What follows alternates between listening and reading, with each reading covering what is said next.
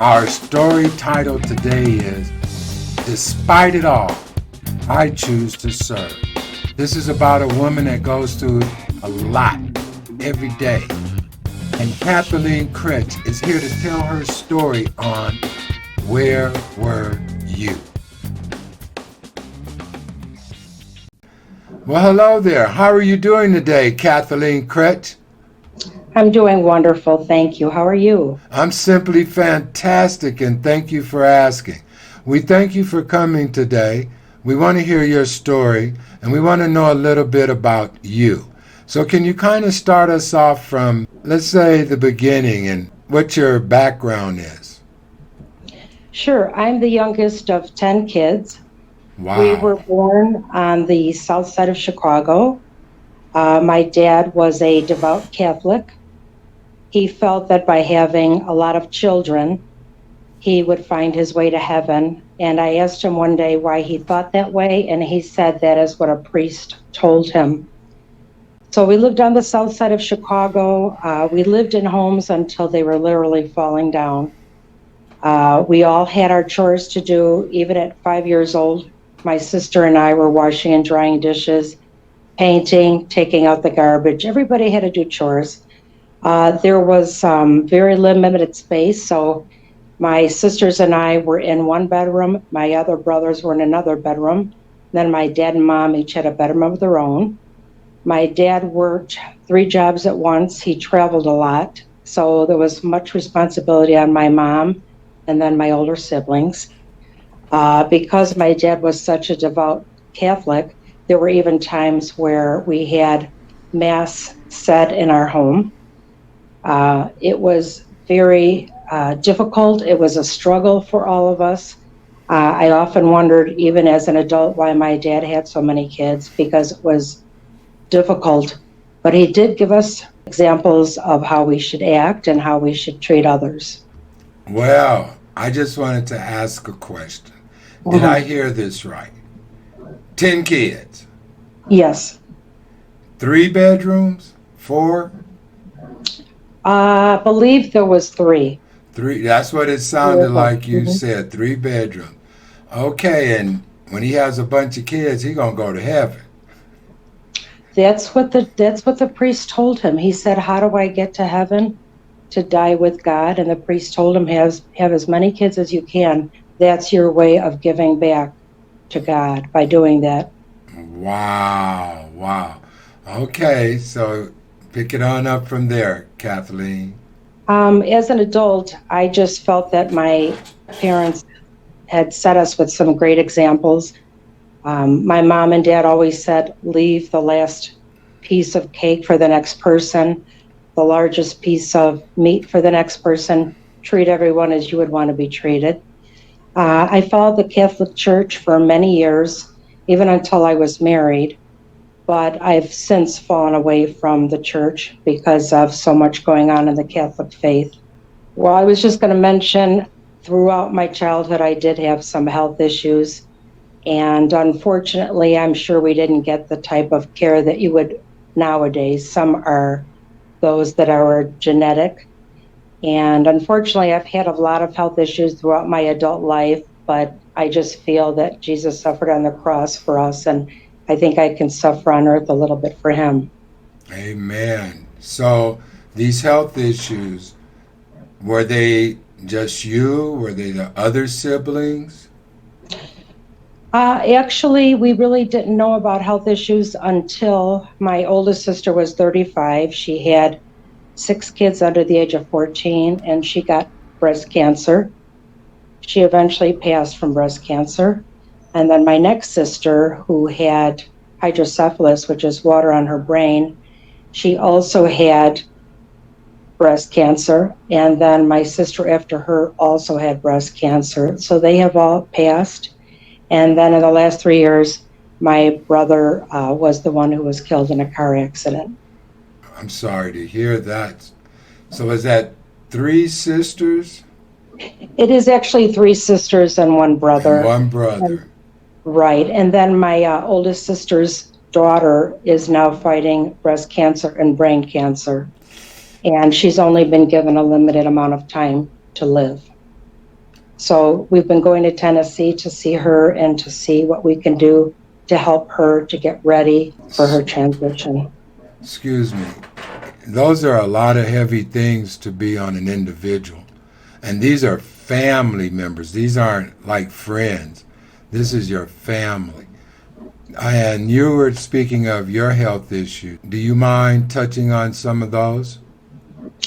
No, I have something called interstitial cystitis where I don't have a lining of the bladder.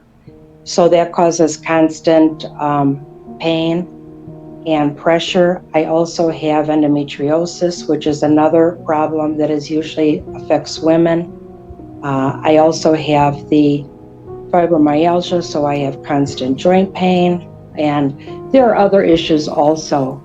But I just try to pray a lot throughout the day, and I try to do a lot of deep breathing exercises.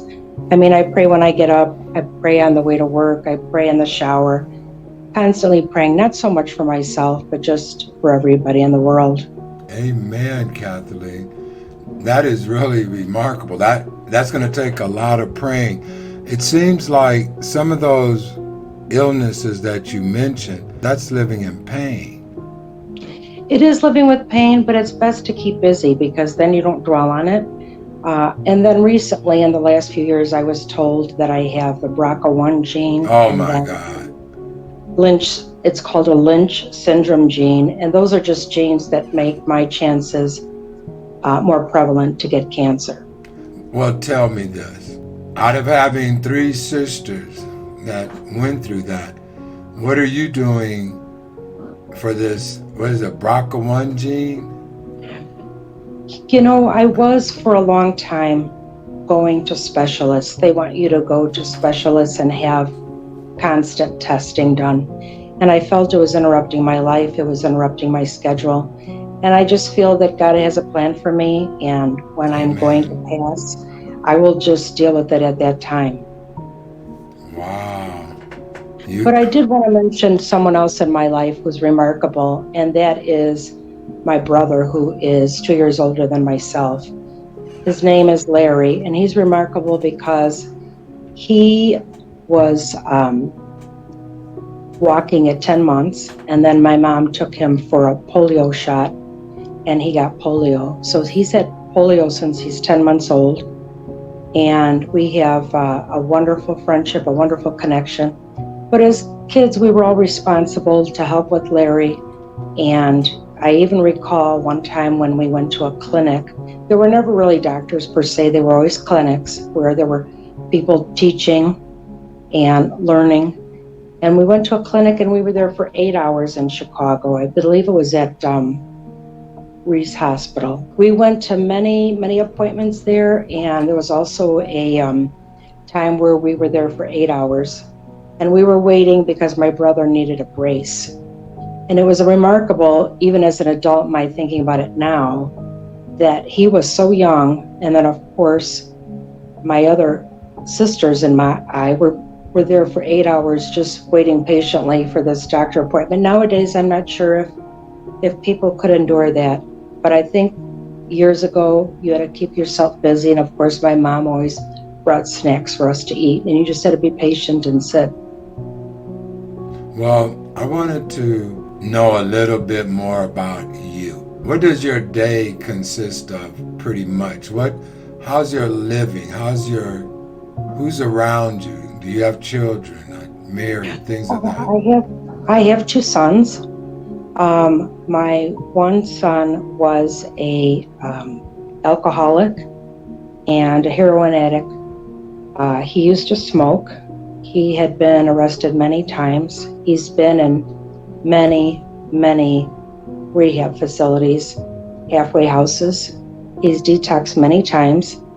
He lives with me, and right now he has given up smoking. He hasn't had alcohol for over a year. Amen. And he's trying to kick the heroin habit. Every day we go and he gets methadone. He does have a job. I have a job. We share a car. And once I've picked him up, I then usually volunteer at the food bank, or I volunteer to those people that I have committed myself to helping. You know, that's what brings us to the topic. That is very remarkable that you would still be in people's lives after all what you're going through. I see you don't give up on anything, Oh, and no. no, you don't give up. I would like to talk about the commitments and things and the people that you go out and help. I mean, all the time. That's why you were referred. It's not only because of the deaths that were in your family. They told about that. Not only about the hysterectomies, the BRCA1 gene. I didn't even know about the other parts of things. But now to hear about what you had to endure and deal with in your home with your son, and I'm glad that he's pulling himself up. He is not alone. Addiction in this country is overwhelming. So he's not alone. And we need that support system around us when we go through these things. So that's just remarkable. And you continue to help other people. You continue to volunteer your time. So again, can you tell us again, where do you do this at? Like food banks, whoever needs you? Sure. I volunteer at a food bank, and that entails checking people in, putting food away, accepting food from people, making phone calls. And this is all on a volunteer basis. I also have a friend who has Parkinson's, so I will drive over, and she's about 40 minutes away, drive over and take her shopping. I also have the church, which I will volunteer bingo or whatever else services they might need. Introducing New Meat, a very new product for your skin. And oh, for the inside? Oh, yes, we have something there for you as well. Together, it is a health choice that I'm sure you will enjoy. Check it out. New Meat. Mostly, to tell you the truth, I try to be supportive of my family because some are out of state, they're getting older, and because I'm the youngest, I try to follow up on phone calls to people who just need to hear from someone. Well, how about this? Do you really take time for yourself, Kathleen? No, usually about 11 o'clock at night, I'm pretty much finished for the day. And I will sit down usually until about 1. I might read or I might watch TV or just get caught up with things. I feel that's my time. So you spend mostly all day taking care, sharing the car, helping people, volunteering. What's the reward for you? The reward for me is that I feel Jesus with me always. I Man. have friends that are what they claim to be prophetic because they feel that Jesus has spoken to them, actually spoken to them. I've never experienced that, but I just pray that God guides me to be a tool for Him to help others. I think just because this is how we were always taught to put others first. And really, I don't find myself remarkable. I find other people remarkable in what they are able to get through with their adversities, such as my brother Larry. He has polio in a wheelchair also. She broke her back. Oh my So he God. also, I'm not going to mention it, but yes, he also cares for her, works a full-time job, takes care of the house, takes care of the clothes. He is remarkable, always worked. He works right now downtown, and he works to make parks accessible to people who are disabled. And he is remarkable. And I think one day in Chicago, I think his name will be well known because he is always trying to help people. And I had mentioned him sometimes. We've gone to games where there are wheelchair games or maybe basketball or softball. I've asked him and said, I wonder if that's something I could eventually do. Or maybe even, my dream is to have an open area for homeless and helpless and veterans and animals, because I think the people off the street, if they could just come to an open area with doctors and food and water and a place to sleep. I think if they were really taken care of and possibly properly analyzed, they could get the help they need. Because when I'm in Chicago and I see all these homeless people and helpless people, those who are sick, those who are mentally ill, that's really what my dream is to one day help these people, especially help the veterans who I think have suffered most. Well, I'm a vet. Are you? I didn't know that. I'm a vet, Vietnam vet. I didn't know that. I thought that this interview was going to be more about your ailments. What you're going through is not that's not what's in your vision. And what's in your vision is helping the others and appreciating that you're not where they're at and thanking God for where He brought you. And I just want all the viewers and anyone that's listening, when you say a prayer, think of Kathleen. Think of her, because she's servicing. And her vision isn't to be rich or isn't to be famous or anything like that. Kathleen wants to help better the world. We all should take a little pause and give her a round of applause.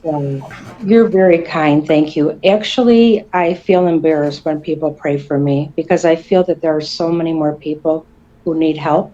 But I wouldn't mind if people do say a prayer just for my strength to continue and for me to continue with what I'd like to accomplish. Well, we're going to do that. You can believe that. And go ahead. No, I was just going to say, a dear friend of mine had sent me a picture of a farm. It was 83 acres. And I commented, oh, how I wish we could open this farm up to homeless and helpless and veterans and, maybe animals, and have doctors and nurses and food and water. And right away, her demeanor changed and she said, don't you know we need food? And I understand about the farm. Well, here we grow wheat, we grow soybeans, we grow corn. I understand that aspect. I just didn't think that they needed an entire 83 acres. So I'm always looking into the possibility that maybe I wouldn't be able to financially afford something, but maybe I could join someone who is doing this for the vets, for the homeless, the helpless. I see so many people who are just, you can see, mentally ill. And even I'm very saddened by people in jail who just go to jail for, especially as my son's gone many times. I mean, the drug addicts, I'm not certain how it is at other states, but here in Illinois, we get very little help. Well, and I've offered to take him to another state to get clean again, to get the help he needs, to start a new adventure. And he's refused. He said no, that he's got to do this on his own. Really, he's correct. That's where we're at. Really, he's correct. You can, what's that? Something you could take him wherever. But if and I like the way he put it, I have to do this. Yes. And that's taking ownership right there. And I really like that. Kathleen, so you want to have a place where the homeless, the stray animals, the drug addicts, that's going to be a big place. I think the animals could help the addicts, and I think the animals could help the homeless and the helpless. I've seen animals help people in jail, give them a new purpose in life, and maybe they could even train the animals to be guide animals or whatever might help people with their being mentally ill with their illness. Everything I've heard about you, number one, the first thing they said is be prepared. She's not going to really talk about her too much. She's going to talk about everyone else.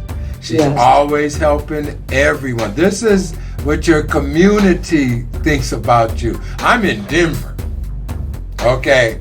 And this vibe that you give out, this spirit of yours, this nurturing, caring spirit, has reached all the way to Colorado in our culture.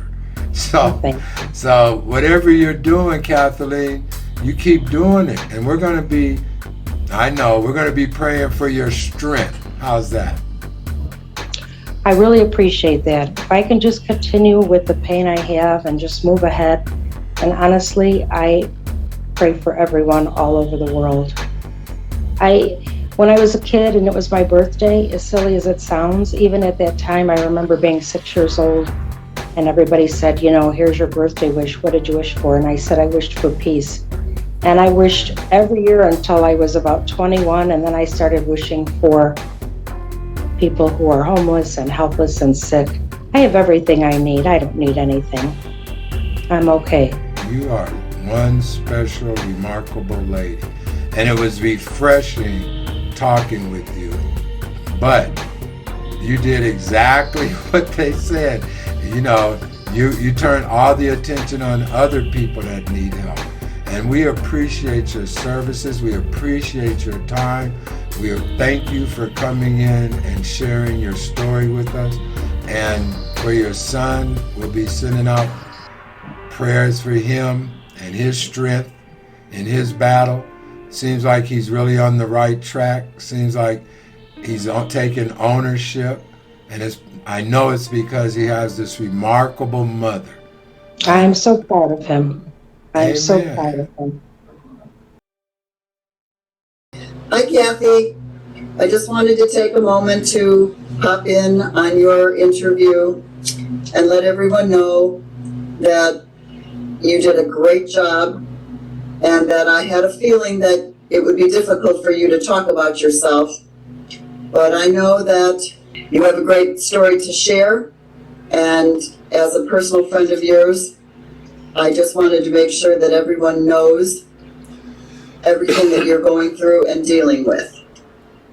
I know that you are in pain every single day, and most people would never even know that because you don't complain about it, and you are always upbeat and positive. You are an inspiration to me as I've gotten to know you better over the years, and I am grateful that you are a part of my life. You not only deal with the pain on a constant basis, but you put that aside and continue to help and serve so many other people.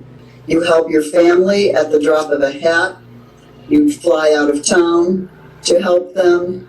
You drop whatever you're doing to help anyone, including friends. I have to say that I've been the lucky recipient of so much of your generosity when I've had tough times. You never fail to put a card in the mail for good or bad things. You are a bright light in this world. Not only do you help people in need, but then you also volunteer in the community through the food bank. You go, I believe, 2 or 3 times a week and volunteer your time in spite of how you might be feeling yourself. I know you have a lot of issues going on with your family, and it's just an inspiration to me, the way you keep going and keep serving others. You are definitely my earth angel, Kath, and I just hope that everyone else will be able to see the beauty of your spirit and the beauty of the fact that you serve others and put others always before yourself. So, if anything else happened, or if there comes another time where you might have another story or something, please come back again and share it with us. Thank you. I really appreciate it. And I'm sending all of you love and prayers also. Thank you. Okay, thank you. Well, another episode of Where Were You? And we would like to thank our guests for this evening. Also want to thank New Me. New Me helps sponsor Where Were You? So go on and check it out. New Me /Arkway. Also, go on and hit that like. Go on and hit subscribe. Go on and hit that share. Go on and leave a comment. And if you find anyone that has a story, let me know. And hey, you bless someone today.